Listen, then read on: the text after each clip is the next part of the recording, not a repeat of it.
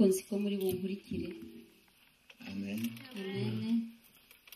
Je voudrais rendre grâce au Seigneur mbanje gushima Imana pour cette opportunité, pour cette énième opportunité kuko ubuntu yangiriye que je revienne sur Liège. kugira ngo ngaruke Liège. Je suis content donc de vous revoir. Ndanezerewe kubongera kubabona. Amen. Amen. Content de voir Pasteur Calixte et Jeannette. Nejejwe no kubona abashumba Pasteur Calixte na Pasteur Jeannette. Et tous les bien-aimés qui est avec. Ndetse na bene data bose bakundwa bari Tous kumwe ceux qui sont derrière là-bas, je ne peux pas vous citer par vos noms. Que Dieu vous bénisse. abari inyuma hariya sinabavuga mu mazina. Imana ibahe umugisha. Je vois même des gens de la Hollande, si je ne me trompe pas. ndabona n'Abahorande niba ntibeshye. Amen.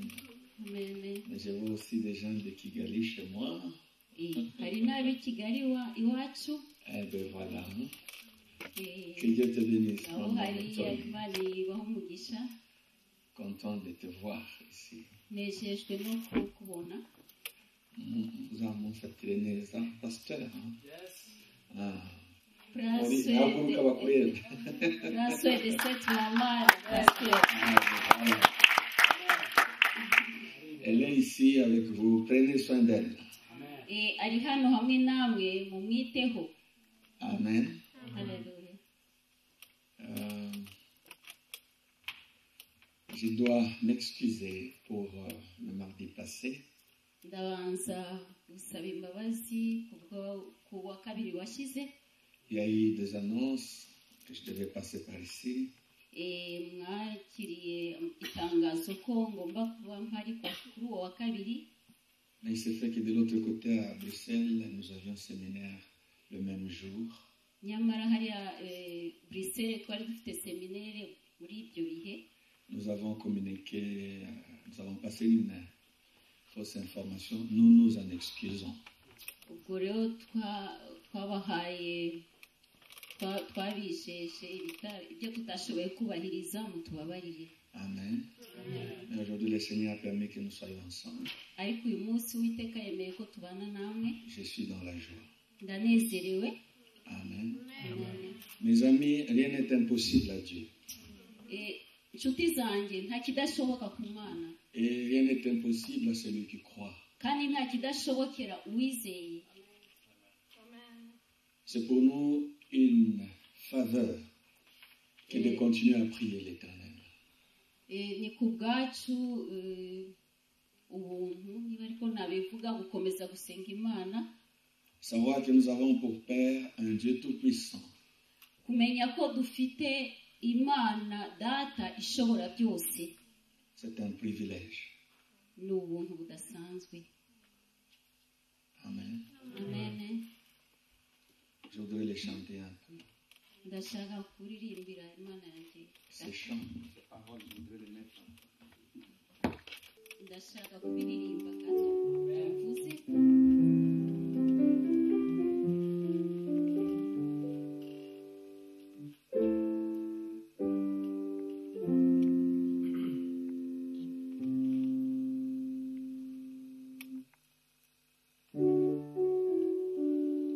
Rien n'est impossible à toi, rien n'échappe à ta connaissance. Éternel mon Dieu dont je suis enfant, oh quel privilège. Amen, c'est ce que les chants veulent dire. Rien n'est impossible à toi, rien n'échappe à ta connaissance. L'Éternel, mon Dieu dont je suis enfant, quel privilège. Rien n'est impossible à toi, rien n'échappe à ta connaissance. L'Éternel, mon Dieu dont je suis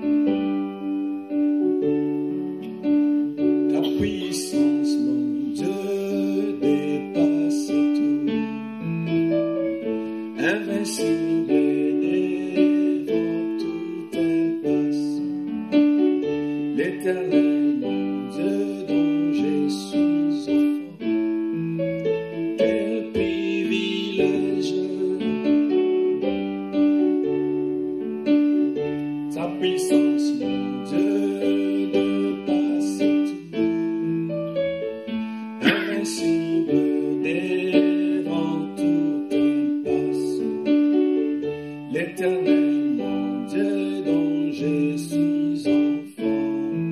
Oh, quel privilège.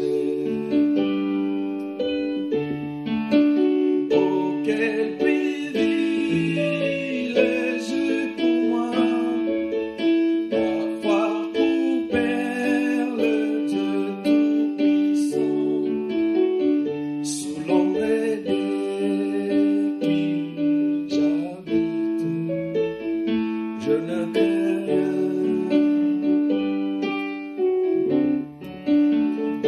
Oh, quel privilège pour moi d'avoir pour Père le Dieu Tout-Puissant, sous l'ombre des qui j'habite. Je ne crains rien.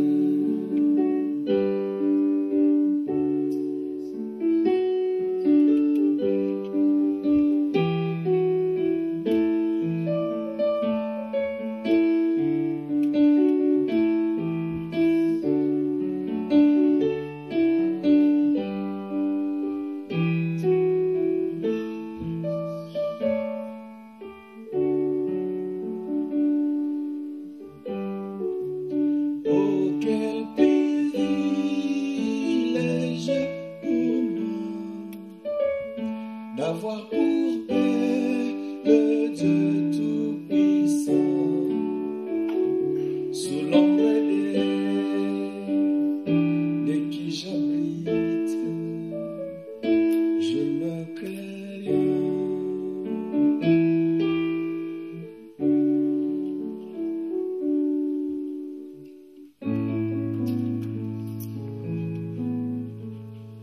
Negere inembeya zanini basi yamashi murini yamashi meni chua niyo bereye ushima negere zanini basi yamashi murini yamashi meni chua niyo bereye ushima wewarengi sini juru iwatichua hilo webuwanilo ulimimbo yanje mahaba yawe niyoshaka kwibera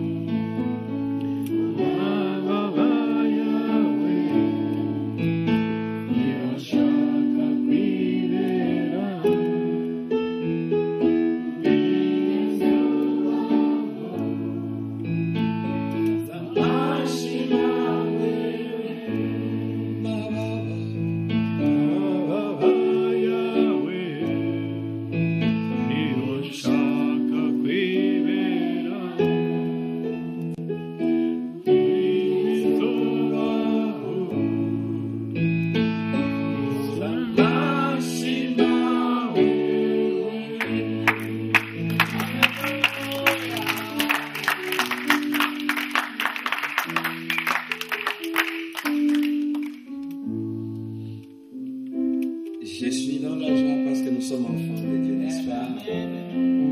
À tous ceux qui ont reçu le Seigneur, Dieu a donné le pouvoir de devenir enfants de Dieu. abandi bose bakiriye Yesu Imana yabahaye ubushobozi bwo guhinduka abana b'Imana.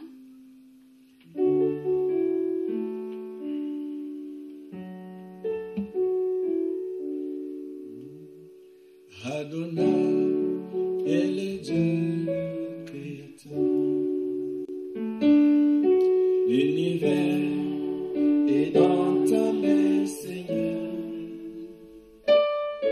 L'Éternel est ton nom, Adonai. Adonai est le Dieu créateur. L'univers est dans ta main, Seigneur. L'Éternel est ton nom, Adonai. Adonai est le Dieu créateur. Répète.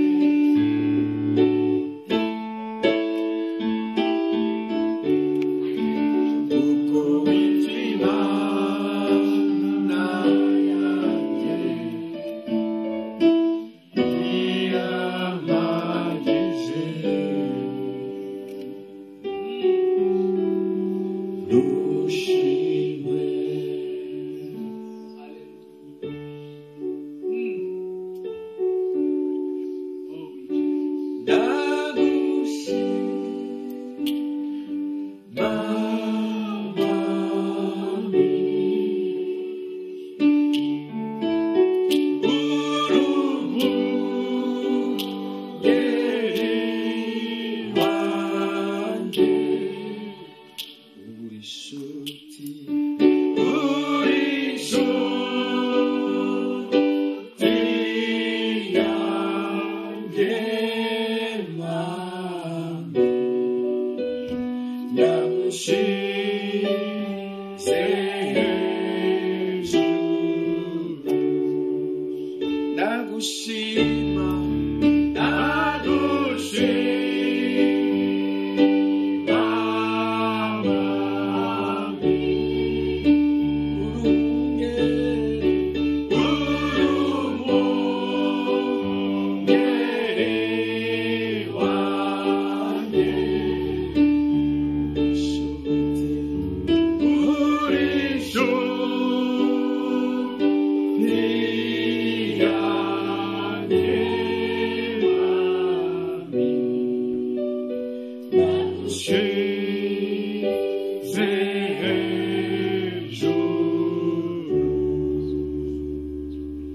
Seigneur, nous te glorifions.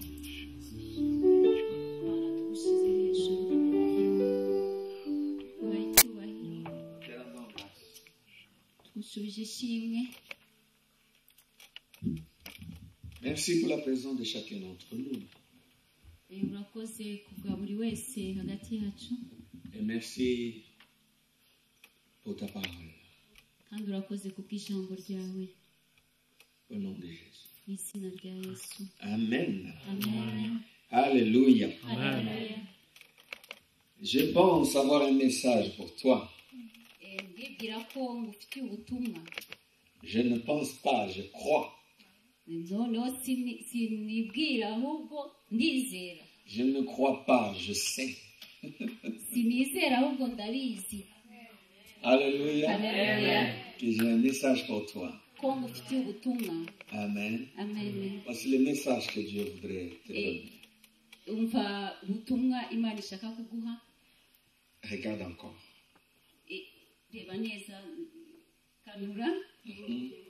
Regarde encore. Good. Regarde à nouveau. Regarde encore. Quand on dit encore, c'est qu'il y a eu une première fois, n'est-ce pas? Amen. Tu as regardé. Peut-être que tu as vu. Tu as vu. Tu avais vu. Mais on te demande encore de regarder.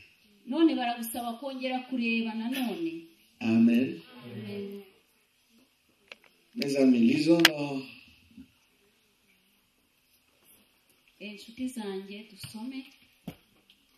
Marc, l'évangile selon Marc.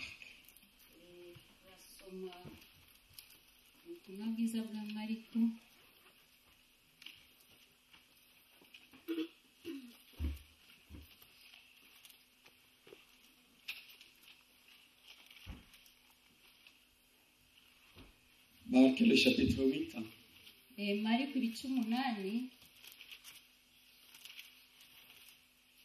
Nous allons lire à partir du verset 22.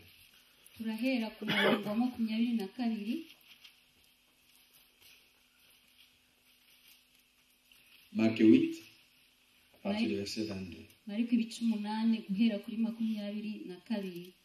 Ils se rendirent à Bethsaïda. Et on amena vers Jésus un aveugle qu'on le pria de toucher. Il prit l'aveugle par la main et le conduisit hors du village. Puis il lui mit de la salive sur les yeux, lui imposa les mains et lui demanda s'il voyait quelque chose. Il regarda et dit, j'aperçois les hommes, mais j'en vois comme des arbres et qui marchent. Jésus lui mit de nouveau les mains sur les yeux.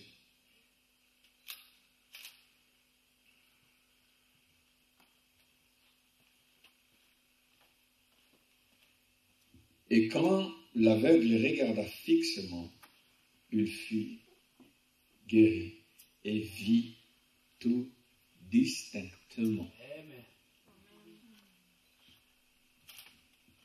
bagera i Betesayida bamuzanira impumyi baramwinginga ngo ayikoreho, ayifata ukuboko ayisohokana mu kirorero, acira amacandwe mu maso yayo, ayirambikaho ibiganza, arayibaza ati hari icyo ureba? Irararama irasubiza iti ndareba abantu ariko barasa nk'ibiti bigenda. Arongera ayishyira ibiganza ku maso, iratumbira, irakira, isigara ireba byose neza. Amen. Alléluia. Alléluia. Mes chers amis, la vie nous oblige de regarder tout le temps et de voir tout le temps. Inshuti zanjye, ubuzima budusaba kureba buri gihe cyose. Je veux dire, la vie nous demande d'espérer tout le temps. Cyangwa se ubuzima budusaba kuguma twiringira. L'espérance fait vivre. Ibyiringiro bibeshaho. L'espoir fait vivre. Ibyiringiro bibeshaho. Lorsque tu espères, iyo wiringiye, tu as de l'assurance. Ugira icyemezo muri wowe. Tu peux être calme quand tu as de l'espérance. Iyo ufite ibyiringiro ugira gutuza muri wowe. Tu peux avoir la paix quand tu espères. Iyo ufite ibyiringiro ugira amahoro. Celui qui espère attend. Wiringiye arategereza. Il ne regarde pas seulement au présent, ntabwo areba iby'uyu munsi gusa, mais il regarde le futur aussi. ahubwo areba n'ibizaza. Parce que la vie, selon moi, c'est beaucoup plus le futur que le présent. Le passé, n'en parlons même pas. Kuko ubuzima kuri jyewe ni ukureba ibizaza kurusha iby'uyu munsi, kuko ibyashize ibyo simbyitayeho. Ce qui devait te préoccuper, ibyo twakabashije kwitaho, ce qui devait vraiment attirer ton attention, ibyo wakabashije kwitaho cyane, c'est beaucoup plus l'avenir. ni ibizaza. Amen. Haleluya. Ce n'est pas le passé. Ntabwo ari ibyashize. Le passé, on ne le change pas. Ibyahise ntabwo tuba tukibihindura. Il n'y a pas une machine à retourner en arrière, ça n'existe pas. Nta mashini ibasha kudusubiza inyuma, iyo ntibaho. Le présent change aussi parce que à chaque minute, le présent devient... Chaque minute après, le présent devient passé, n'est-ce pas? Iby'uwo munsi nabyo birahindagurika. Buri munota iby'uwo munsi bibasha kuba ibyahise. Tiens, quelle heure est-il? Ese ni isaha ki? Turi saa ngapi? Il est 20h moins le quart, n'est-ce pas? Turi saa 2:15, siko biri? Il y a 15 minutes, c'était 19h30. Hashize iminota 15 hari saa 1:15. Et maintenant, il y a juste à peine 15 minutes que 19h30 devient le passé. Nanone hashize 15 none bibaye saa 2:15. Vous comprenez mon langage? Ese murumva ibyo mvuga? Mais le futur devrait nous préoccuper de plus en plus. Ibizaza twagombye kubyitaho kurushaho. Et avoir de l'espérance. Ndetse tukagira ibyiringiro. Et pour espérer, kubwo kwiringira, il faut voir. Tugomba kureba. Tout dépend de ce que tu vois. Byose bituruka ku byo ubona. Et tout dépend de ce que je vois dans l'avenir. Kandi byose bituruka ku byo mbona mu gihe kizaza. La victoire que tu peux avoir dans ta vie, mon ami. Ubutsinzi ubasha kugira mu buzima bwawe mwene data. La confiance que tu peux avoir avec le Seigneur. Ibyiringiro ubasha kugira hamwe n'umwami wawe. Et le succès qui t'attend là devant, parce que tu as droit au succès devant. Ndetse n'ubutsinzi bugutegereje imbere hariya. Dépend de comment tu vois les choses. Bituruka ku buryo ubona ibintu. Il y a des moments où nous voyons le noir. Hari igihe tubona umwijima. Il y a des moments où nous voyons le flou. Hari igihe tubona ibintu bitagaragara. Là, c'est quand il n'y a pas d'espérance. Icyo gihe ni kubera ko nta byiringiro biba bihari. Mais il y a des moments où nous voyons clair. Ariko nanone hari igihe tubona neza. Nous voyons la lumière. Tukabona umucyo. Nous espérons. Tukiringira. Nous attendons. Tugategereza. Et nous sommes fermes. Ndetse tukaguma dushikamye. Nous n'abandonnons pas. Ntitubivemo. Nous ne perdons pas courage. Ntidutakaze ibyiringiro. Et même ce qui se passe dans le présent ne nous influence en rien négativement. Ndetse n'ibikoreka byo muri iki gihe ntibidutere gucika intege. Voilà pourquoi Dieu te dit, regarde encore. Niyo mpamvu Imana ikubwira ngo ongera urebe. Mes amis, l'histoire dont nous venons de parler, c'est l'histoire du Christ, le Seigneur, avec un aveugle. nshuti zanjye inkuru tumaze kureba ni inkuru za kristo hamwe n'impumyi. Ils étaient à Bethsaïda. Bari Bethsaïda. À un certain moment, on a amené un aveugle auprès du Seigneur. Igihe kimwe bazana impumyi iruhande rwa Yesu. Cette personne ne voyait pas. Uwo muntu ntiyarebaga. Il ne voyait rien. Ntacyo yabonaga na kimwe. Je me dis qu'on a essayé de le soigner. Ndibwira ko bagerageje kumuvura. On a essayé de l'aider. Bagerageje kumufasha. Ça n'a pas marché. Ntacyo byatanze. Mais quand le Dieu qui peut changer la vie d'une personne arrive, les choses changent dans sa vie. Ariko iyo Imana ibasha guhindura ubuzima bw'umwana w'umuntu ishe ibintu birahinduka. Quand Jésus de Nazareth s'approche de toi, quelque chose change. Yesu Kristo w'i Nazareti yakugeze iruhande yakwegera ibintu birahinduka. Mes amis, je voudrais qu'il s'approche de toi ce soir. Amen. Nshuti zanjye ndashaka ko akwegera uyu mugoroba. Alors on a amené cette personne auprès du Seigneur. Uyu muntu bamuzanye iruhande rwa Yesu. On a prié, on a demandé au Seigneur de toucher l'aveugle. Basaba Uwiteka ngo akore ku mpumyi. Le Seigneur l'a pris, écoutez bien. Uwiteka amukoraho. Le Seigneur l'a pris. Uwiteka aramufata. De là où ils étaient. Aho bari. Du milieu de la ville. Hagati mu mujyi. Il l'a amené en dehors de la ville. Amujyana hanze y'ikirorero. Vous voyez, les anciennes villes étaient entourées par des murailles. Murabizi ibirorero byinshi byari bigoswe n'inkuta. Il y avait l'intérieur de la ville et l'extérieur. Hari imbere y'ikirorero no hanze yacyo. Le Seigneur l'a amené dehors. Uwiteka amujyana hanze. Ils ont dû marcher, ils ont dû faire une petite marche. Bakoze akagendo gato. Et quand ils sont arrivés en dehors de la ville, s'il vous plaît, bageze hanze y'ikirorero. Le Seigneur a pris un peu de salive, il l'a appliqué sur ses yeux. Uwiteka afata amacandwe make ashyira ku maso ye. Et puis il lui a demandé, est-ce que tu vois quelque chose? Aramubaza ati se hari icyo ureba? L'aveugle a commencé à tourner les regards. Impumyi itangira kureba hirya no hino. Il regardait, mais il ne voyait pas clair. Yararebaga ariko ntiyabonaga neza. Il regardait fixement. Yarabonaga. Mais il a vu des hommes, pas dans la vraie forme. Il a vu des hommes comme des arbres, mais des arbres qui marchaient. Yabonye abantu bitari mu buryo nyabwo ahubwo yabonye abantu basa n'ibiti bigenda. Il a dit, mais je vois des hommes comme des arbres cependant qui marchent. Ati ndareba ariko ndabona abantu basa n'ibiti bigenda. En d'autres termes, c'était encore flou. Mu bundi buryo ntabwo yabonaga neza. Je me dis qu'il y a quelqu'un qui voit flou. Ndagira ngo ahangaha hari umuntu utabona neza. Hello. Hello. Il y a des gens qui voient flou quand ils regardent. Hari abantu batabona neza iyo bareba. Ils voient leur vie.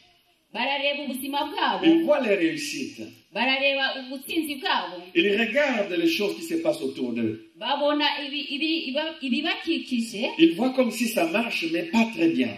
Babona bigenda ariko bitari neza batabibona. Ou quand ils projettent un peu dans l'avenir, iyo barebye mu bihe bizaza, ils disent ça va aller.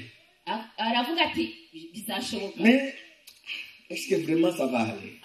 Ariko se koko bizashoboka. Ils regardent. Arareba. Ils voient. Arabona. Mais ils voient flou. Ariko arabona mu buryo butari bwiza. Le Seigneur te dit de regarder encore. Uwiteka aravuga ngo ngera urebe nanone. Amen. Je vais te dire quelque chose, mon cher ami. Ngiye kukubwira ikintu kimwe nshuti yanjye. Tu as encore toute une vie devant toi. Uracyafite ubuzima imbere yawe. Mets ta confiance dans le Seigneur. Amen. Shyira ibyiringiro byawe mu Uwiteka. Parce qu'il est ton Dieu. Kuko ari Imana yawe. Ne crains rien. Ntutinye. Comme je venais de le chanter. Nkuko maze kubiririmba. Tu as un grand privilège que d'avoir Dieu. Wagiriye ubuntu bwo kugira Imana. Ne crains rien. Ntugire icyo utinya. Alléluia. Alléluia. Beaucoup de gens qui sont arrivés à leur succès, abantu benshi bageze ku nsinzi, quand ils commençaient, igihe batangiraga, ils ne voyaient pas clair à 100%. ntabwo babonaga neza ijana ku ijana. Ils ne voyaient pas. Ntabwo babonaga. Ils ne croyaient pas en leur propre réussite. Ntabwo bizeraga ubutsinzi bwabo.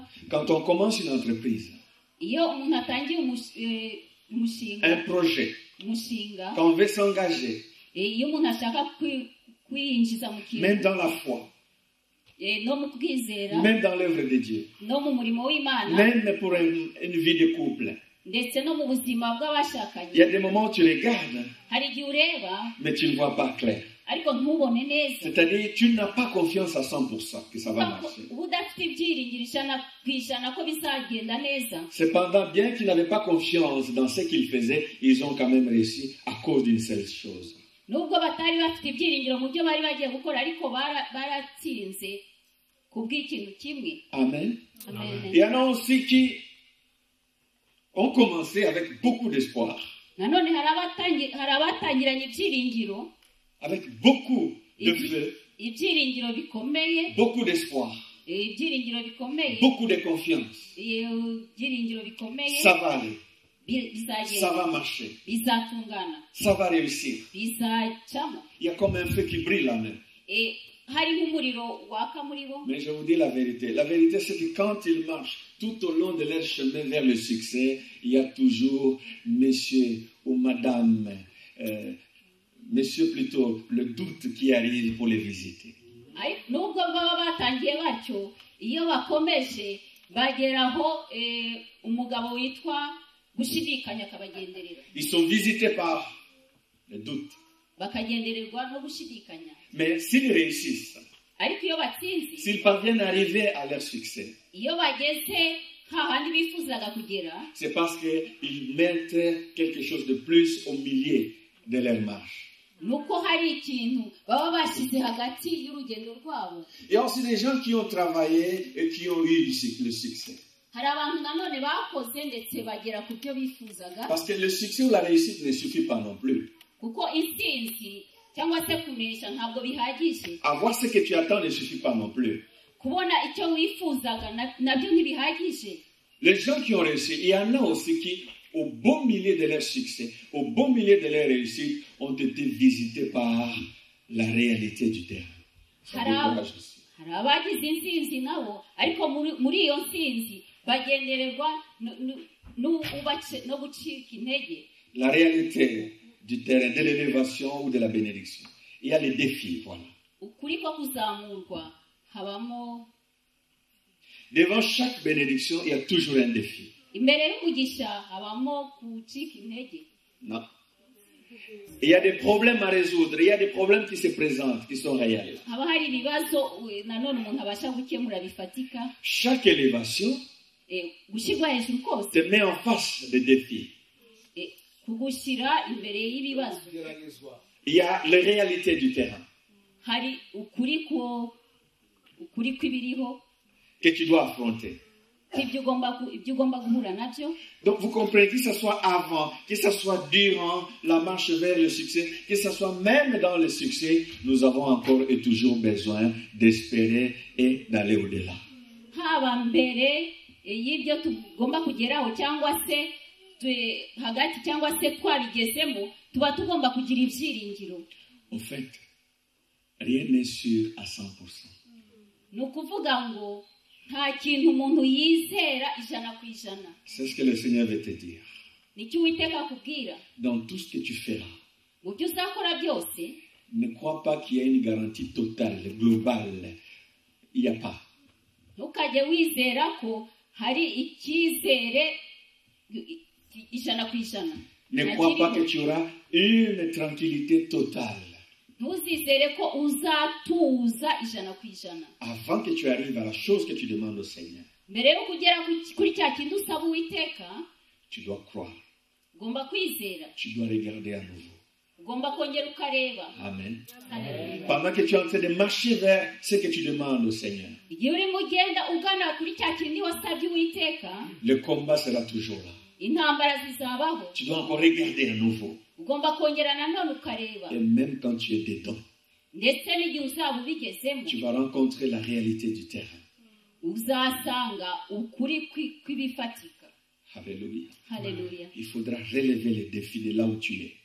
ugomba nanone kurwanya inzitizi ubasha guhura nazo. Quand on est célibataire, un exemple, iyo uri ingaragu, tu dis, Seigneur, oh, qu'est-ce que je serai dans la joie quand je vais me marier. uravuga uti witeka mbega uburyo nzanezerwa umunsi nashatse. Mais le jour où tu es marié, ariko igihe umunsi washatse tu rencontres les problèmes des mariés. usanga ibibazo by'urushako, La réalité, les problèmes des responsabilités dans le foyer. ibibazo by'inshingano mu rugo. Tu es dans la réponse, dans la bénédiction, mais il faut encore continuer à regarder vers le Seigneur. ubu uri mu bisubizo ariko nanone biba bigusaba kongera kureba witeka. Tu as besoin que le Seigneur te touche encore. urashaka ko uba ukeneye ko nanone uwiteka gukoraho, Et il veut te toucher encore. kandi arashaka kugukoraho nanone, Afin que ce qui ressemble aux arbres qui marchent soit de plus en plus clair et que tu vois tout distinctement. kugira ngo bya bindi biboneka nk'ibiti bigenda ubibone neza cyane. Ça, c'est quelque chose que Dieu peut mettre dans ton cœur. icyo nicyo imana ibasha gushyira mu mutima wawe. C'est quelque chose que l'Esprit de Dieu peut mettre en toi. icyo nicyo umwuka wera w'imana ubasha gushyira muri wowe. Et là où il y a encore des flous hahandi hari ukutabona neza sur ta vie, ton avenir, c'est que tu demandes au Seigneur. ku buzima bwawe, imbere hawe hazaza, kuri bya bintu usaba uwiteka, C'est que tu ne maîtrises pas encore. bya bintu utarafata neza, Ne t'inquiète pas. ntutinye, Regarde seulement encore. ntubyiteho, ahubwo ongera urebe Et laisse-le te toucher encore. kandi ureke gukoreho nanone. Il a encore beaucoup de salive dans sa bouche. aracyafite amacandwe menshi mu kanwa Il ke, va encore toucher tes yeux de la foi.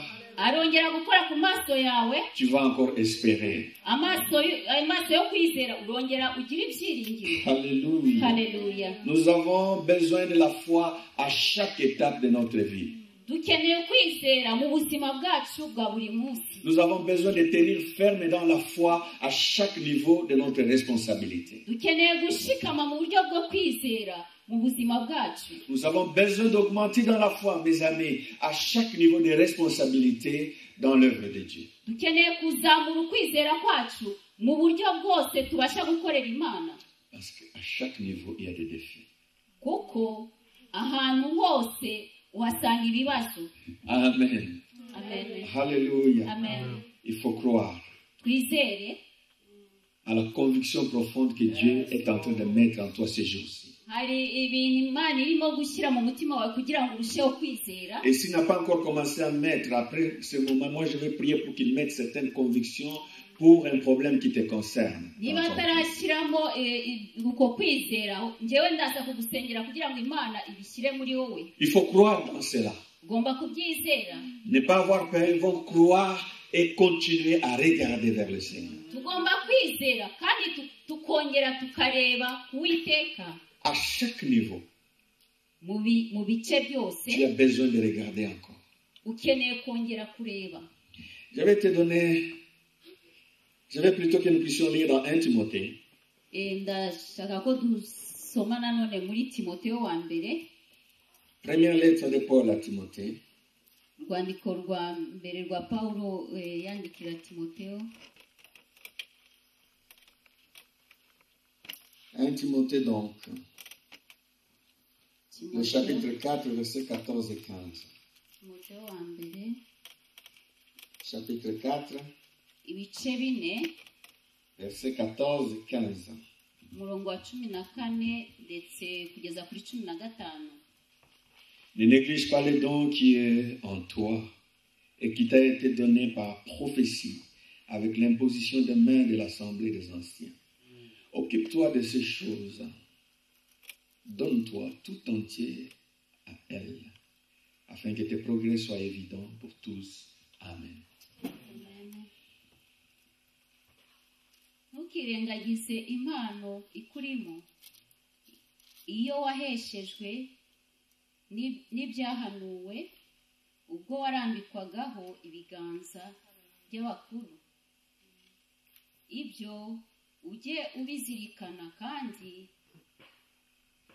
uba ari byo ubugukiramo, kugira ngo kujya mbere kwawe kugaragarire bose. Amen. Ne néglige pas le don qui est en toi, disait Paul à Timothée. ntukirengagize impano iri muri wowe. ibyo ni byo pawulo yabwiraga timoteyo. Je peux paraphraser, dire, ne néglige pas la pensée qui est en toi. ntukirengagize igitekerezo kiri muri wowe, Ne néglige pas le fardeau qui est en toi. ntukirengagize umutwaro uri muri wowe, Ne néglige pas la vision qui est en toi. ntukirengagize viziyo iri muri Ne wowe, néglige pas le projet qui est avec toi. ntukirengagize umushinga uri muri Ne wowe, néglige pas l'appel que Dieu t'a lancé. ntukirengagize umuhamagaro Uwiteka yaguhaye, Ne néglige pas ce qui bouillonne au-dedans de toi. ntukirengagize bya bindi bikurimo, Parce qu'au travers de la conviction profonde, Dieu te parle. kuko biciye mu kwizera Imana irakuganiriza. Au travers d'un fardeau, quelque chose qui te fait manquer la paix, dont tu cherches la solution, Dieu peut te parler et t'utiliser pour que tu amènes la solution. Biciye mu mutwaro ukurimo, bya bindi bikubuza amahoro, Imana ibasha kukuganiriza ukabona igisubizo. D'ailleurs, le fardeau est l'un des moyens pour connaître ses dons et son appel. Pour vous qui vous posez des questions du genre, comment je peux connaître mon appel? Tu peux connaître aussi ton appel à cause des choses qui te dérangent. Quand tu le vois, quand ça ne marche pas dans ce domaine-là, tu manques la paix, tu es énervé, tu es dérangé. Quand tu vois de telles choses, sache que quelque part, tu voudrais la solution et tu as la solution si tu tiens, tu veilles sur cela. Igihe wumva hari ikintu kikubuza amahoro, ari wo mutwaro Imana yashyize muri wowe, nibyo bibasha kukugeza mu bisubizo cyangwa se muri cya kibazo. Il y a des moments Hari igihe où tu peux regarder une situation, ushobora kureba ibintu runaka, tu peux regarder un problème, ukareba ikibazo, tu peux regarder même une personne, ukareba umuntu se, tu peux regarder ce qui se passe autour de toi. ukareba ibikugose, Tu vois que ça te dérange. ukabona bikubujije amahoro. Tu dis pourquoi est-ce que ça ne change pas? Uvuga uti kuki ibi bidahinduka? Pourquoi est-ce que ça doit exister? Kuki ibi bibaho? Pourquoi est-ce que la personne doit vivre de telle et telle façon? Kuki umuntu abasha kubaho atya? Tu manques la paix, Ukabura amahoro, tu manques la joie, ukabura tu umunezero, manques le sommeil. ukabura ibitotsi, Ça te prend beaucoup de temps en train de penser. bikagufata umwanya munini urimo utekereza. Quand de telles choses t'arrivent, sache que ça c'est un fardeau que Dieu met dans ton cœur. Ibyo nibikugeraho uzamenye ko ari umutwaro Imana yashyize mu mutima wawe. Parce qu'en réalité, si tu prends le temps de t'asseoir, de réfléchir, de chercher comment changer cette situation, tu seras la voie de bénédiction pour ce problème-là. Mu by'ukuri ni ufata umwanya ukicara ugatekereza uburyo ibyo bintu bibasha guhinduka, uzaba igisubizo ku bw'icyo kibazo. Ne néglige pas les pensées qui sont en toi. Ntukajye wirengagiza ibitekerezo biza muri wowe. Ne néglige pas la vision qui est en toi. Ntukajye wirengagiza viziyo iri muri wowe. Et si Dieu t'a déjà dit quelque chose, Niba Imana hari icyo yakubwiye, ne néglige pas les paroles que Dieu t'a dites. ntukirengagize rya jambo Imana yakubwiye. Veille sur ces paroles. Uzite kuri iryo jambo, Tiens compte de ces pensées-là, icyo gitekerezo uzacyiteho, de ces fardeaux, uwo mutwaro, de ce qui se passe en toi. icyo gikoreka muri wowe, Continue à regarder. ukomeze urebe, En marchant, ugenda, tu verras de plus en plus clair. uzarushaho kubona neza. Alléluia. Haleluya. Rien n'est clair à 100% au début. Ku itangiriro nta bintu biboneka bigaragara neza. Au fur et à mesure que tu continues à regarder, Iyo ukomeje kureba, les choses deviennent de plus en plus claires. ibintu birushaho kugaragara. Alors, s'il te plaît, dis à la personne qui est à côté de toi, continue à regarder. Ndakwinginze bwira uri iruhande rwawe uti komeza urebe. Alléluia. Haleluya. Mes amis, Nshuti zanjye,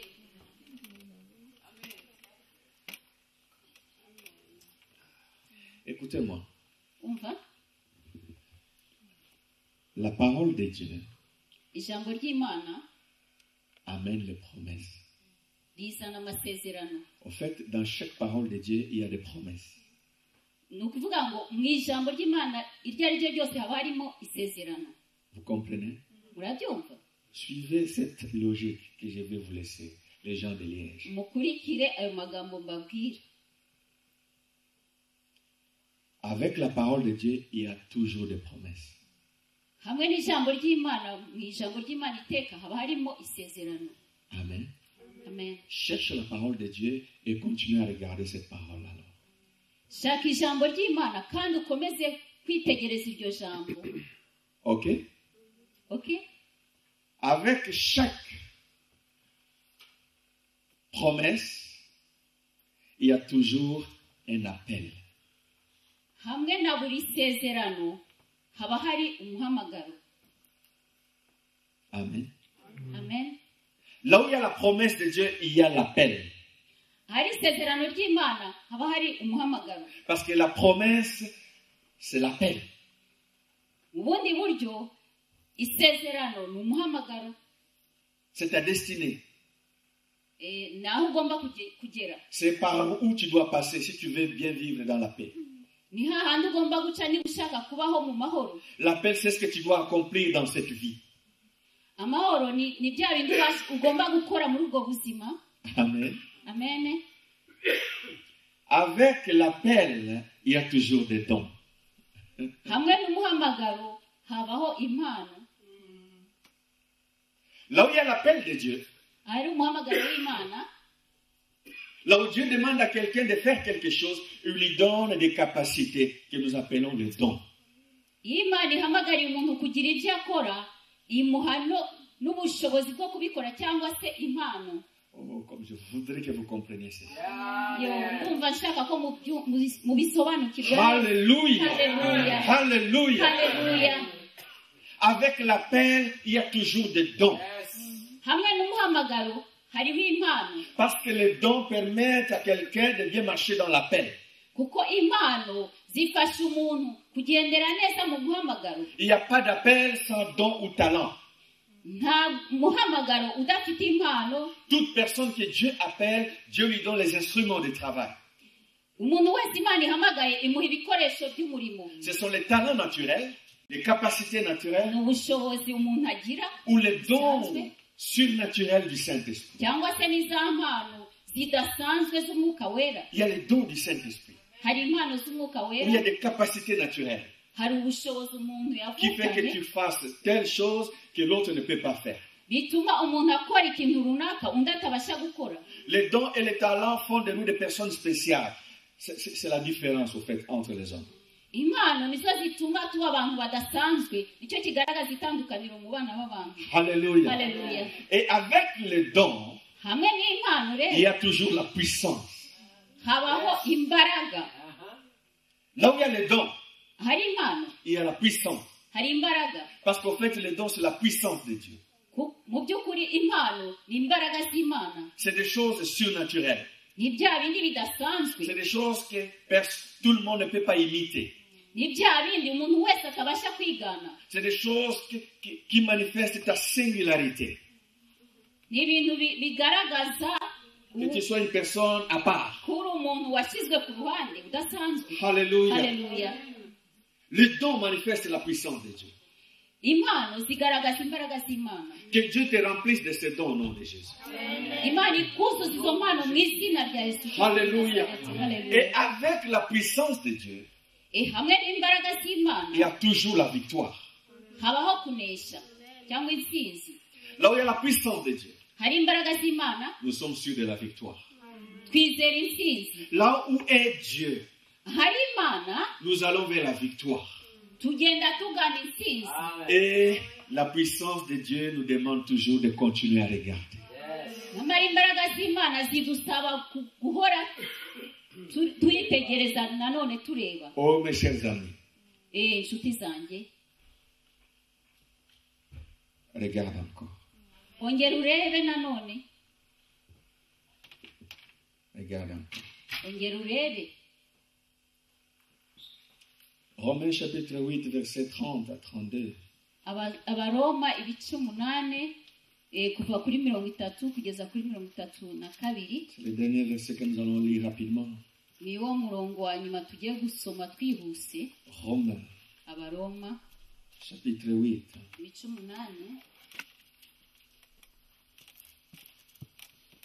guhera ku murongo wa 30 kugeza kuri 32. Romains 8, 30 32. Abaroma ibice 8 guhera kuri 30 kugeza kuri 32. Et ceux qu'il a prédestinés, il les a aussi appelés. Alléluia. Et ceux qu'il a appelés, il les a aussi justifiés. Alléluia. Et ceux qu'il a justifiés, il les a aussi glorifiés. Que dirons-nous donc à l'égard de ces choses? Si Dieu est pour nous, qui sera contre nous? Eka dusome mu izina rya Yesu. Abo yatoranyije kera yarabahamagaye, kandi abo yahamagaye yarabatsindishirije n'abo yatsindishirije yabahaye ubwiza. None ubwo bimeze bityo tuvuga iki? Ubwo Imana iri mu ruhande rwacu, umubisha wacu yabande? Alléluia. Haleluya. Alléluia. Haleluya. Est-ce que tu peux te lever un moment Ese ushobora guhaguruka et kanya gato m'écouter pendant que je parle et toi es debout? unyumve ariko kandi uhagaze? Parce que mes paroles sont prophétiques. Kuko amagambo yanjye n'ubuhanuzi. L'Éternel ne t'abandonne pas. Uwiteka ntazakureka. Ce qu'il te demande, c'est que tu continues à regarder. Icyo agusaba ni ugukomeza ureba. Et ce qui est flou autour de toi va devenir de plus en plus clair. Bya bintu utabonaga neza impande yawe ugiye kubibona neza cyane. Ne crois pas que tout sera clair au début, ça n'existe pas. Ntugire ngo kwitangiriro bizaba biboneka neza, ntibibaho. Ta présence à Liège est dans la volonté du Seigneur. Au nom de Jésus. Kubaho hano muri Liège n'ubushake bw'Imana. Ou là où tu vis, c'est dans la volonté de Dieu. Cyangwa hahandi uba uri mu bushake bw'Imana. Au temps de Dieu, Dieu te déplacera comme il voudra. Mu gihe cy'Imana, Imana izagukura aho uri. Mais tu ne vois pas clair. Ariko ntubona neza. Le Seigneur te dit de regarder encore. Uwiteka aragusaba kongera kureba nanone. Tiens compte des choses qu'il a mis en toi. Ita kuri ibyo bintu Imana yashyize muri Pour la wowe. conviction qu'il a mise en toi. Uko kwizera yashyize muri wowe. Pour le fardeau qu'il a mis en toi. Uwo mutwaro yashyize muri wowe. Garde cela. Birinde neza. Parce qu'avec ce que Dieu t'a donné, tu vas arriver à la victoire. Uko kamwe n'ibyo Imana yaguhaye uzagera ku ntsinzi. La parole de Dieu, c'est ça ta promesse. Ijambo ry'Imana niryo sezerano ryawe. Et avec les promesses, tu auras la puissance de Dieu, les dons de Dieu. Kandi hamwe n'isezerano uzahabwa impano z'Imana. Et ce n'est pas toi-même qui feras cela, parce que la puissance de Dieu se manifestera avec toi. Si wowe ubwawe uzabikora ahubwo imbaraga z'Imana zizakugaragaraho. Regarde encore, regarde seulement. Ongera urebe gusa. Et tu verras les choses plus clairement. Hanyuma uzabona ibintu noneho ubiboneka neza. Le Seigneur va te conduire dans la victoire. Uwiteka azakuyobora mu ntsinzi. Parce que quand il t'a appelé, Kuko igihe yaguhamagaye il t'a en réalité justifié. yaragutsindishirije. Et là où Dieu te justifie, Aho Imana igutsindishirije, c'est là où tu seras glorifié. aho ni uzahererwa icyubahiro. Sois seulement sûr que le Seigneur t'entoure. Wowe izere ko Imana ikugose. Arrête de te poser des questions du genre comment et c'est quoi la suite et c'est quoi la suite. La suite est entre les mains du Seigneur. Mukajya wibaza ibibazo ngo se bizagenda bite uko bizagenda biri mu kuboko k'Uwiteka. La suite est entre les mains du Seigneur. Uko bizagenda biri mu kuboko k'Uwiteka. Même s'il y a des combats dans ton ministère. Naho waba ufite intambara muri. Même s'il y a des blocages pour que tu ne serves pas le Seigneur librement.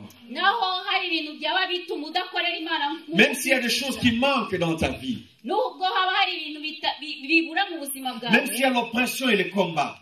Je voudrais, malgré les combats, que tu regardes encore vers le Seigneur. Hamwe n'intambara ndasaba ngo wongere urebe ku Uwiteka. Je sais que les combats rend aveugle.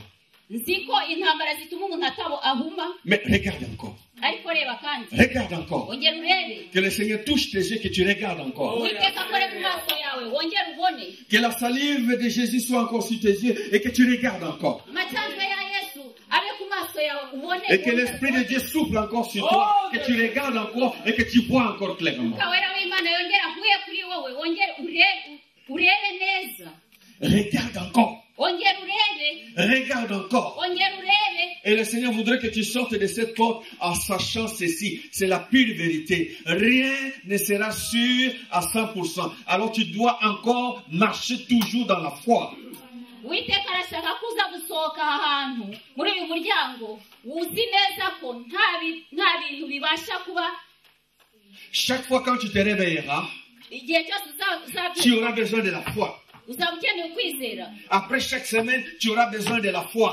Nyuma y'icyumweru nanone uzaba ukeneye Après kwizera. chaque mois, tu auras besoin de la foi. Nyuma y'ukwezi uzaba ugikeneye kwizera. Après chaque année, tu auras besoin de la foi. Nyuma y'umwaka mwaka uzaba ugikeneye ukwizera Elle te permettra de regarder encore. bizatuma wongera kureba nanone Et c'est comme ça que tu verras clairement. uko niko uzabona neza Si Dieu est pour toi, niba uwiteka ari mu ruhande comme je rwawe sais qu'il est pour toi, kandi nzi ko ari mu ruhande si tu rwawe veux qu'il soit pour toi, niba ushaka ko aba mu ruhande si rwawe tu veux être avec lui, niba ushaka kubana nawe si Dieu est pour toi, niba uwiteka ari mais mu qui ruhande sera rwawe contre toi? niba imana iri mu ruhande rwawe Si tu veux marcher avec les hommes, arrête de avec Dieu, arrête de regarder aux hommes. niba ushaka kugendana n'imana urekeraho kureba Cesse de regarder les hommes. urekeraho kureba abantu Les hommes changent, mon ami. abantu barahinduka nshuti Mais yawe ton Dieu ne change pas. ariko imana yawe ntihinduka Les hommes s'engagent et se désengagent. abana b'abantu binjira mu bintu kandi bakabivamo Mais still, la parole de Dieu est sur toi.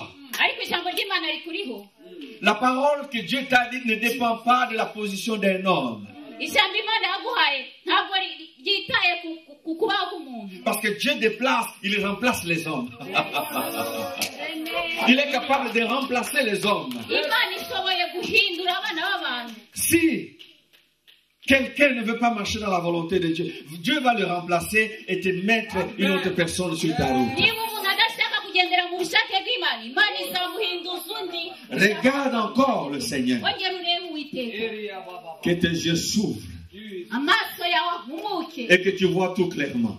urebe ibintu neza Telle est la parole du Seigneur pour toi. ese ijambo ry'imana kuri wowe ni iri Église de Liège, eglise ya liyeje regardez encore. mwongere murebe Même si quelque chose semble être flou, regardez encore. nubwo hari ikintu utabona neza ongera urebe nanone Regardez encore. ongera urebe Amen. amen Et s'il y a quelqu'un qui a besoin de prière, qu'il vienne ici. niba hari umuntu ukeneye isengesho yihuse aze hano Si tu veux voir clair, niba ukeneye kubona neza si tu as besoin d'une conviction, niba ukeneye kugira ukwizera non, une conviction. Quoi, niba ukeneye kwemezwa si tu veux que le Seigneur te donne la conviction sur quelque chose, le fardeau, niba ushaka ko imana iguha umutwaro si tu veux qu'une petite lumière s'allume dans ton cœur, niba ushaka ko umucyo waka mu mutima wawe il y a des choses que seul le Seigneur peut mettre dans le cœur d'une personne. Alléluia. Faites déranger, s'il vous plaît. Merci, que Dieu vous bénisse. Alléluia. Alléluia. Si tu veux que le Seigneur fasse quelque chose dans ta vie, niba ushaka ko imana igira icyo ikora mu buzima bwawe lui seul peut allumer une petite lumière. ubwe ashobora kumurika umucyo mutoya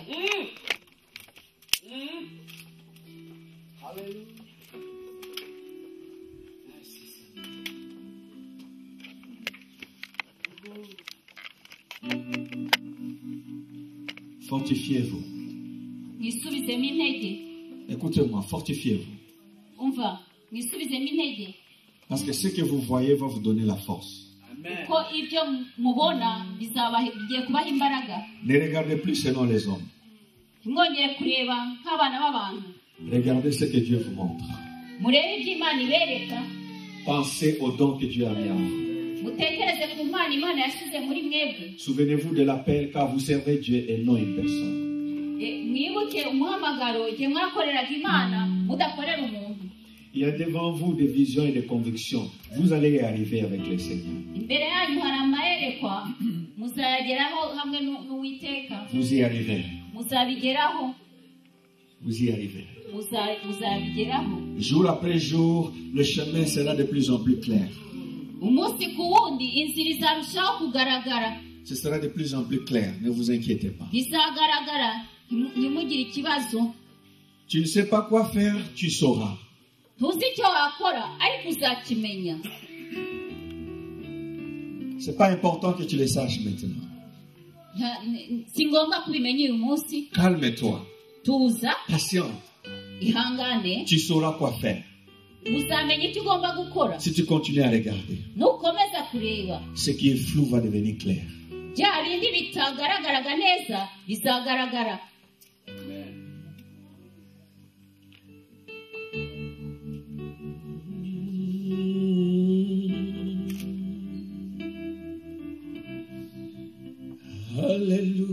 Alléluia.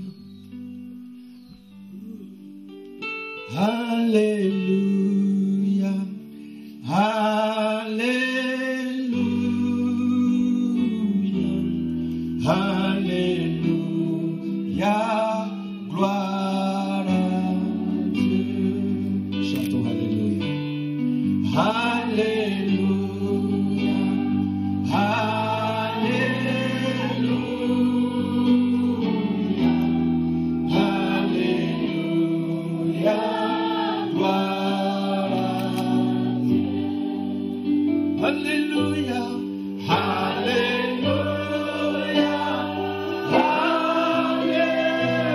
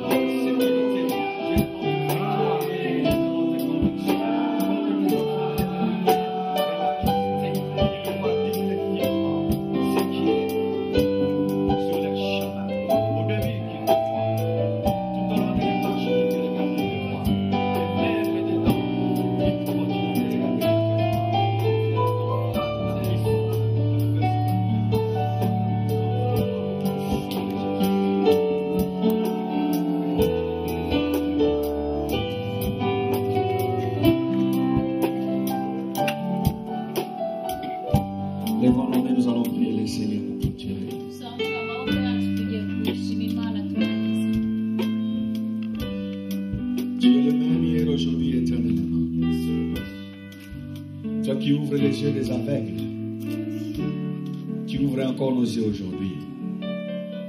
Je te remercie, Père, pour chacun de tes enfants que tu as amenés ici pour leur donner une parole.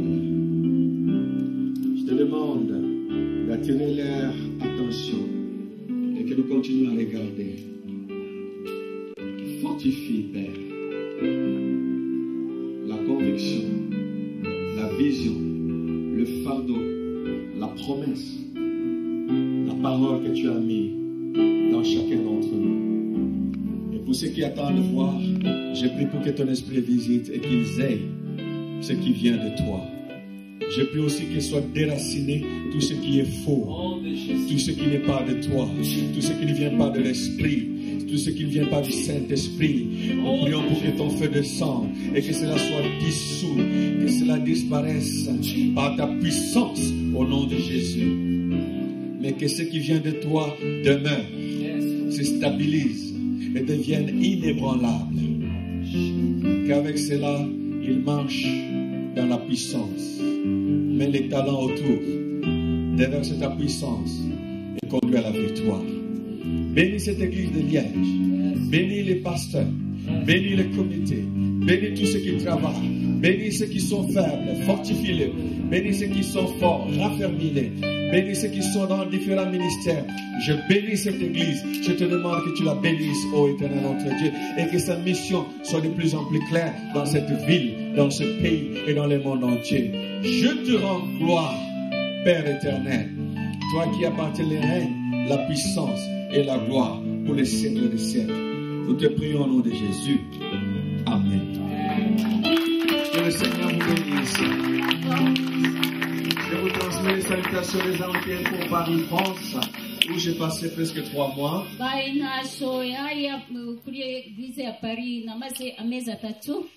Je vais prendre mon avion demain très tôt le matin. Et par la grâce du Seigneur, nous pourrons nous revoir bientôt.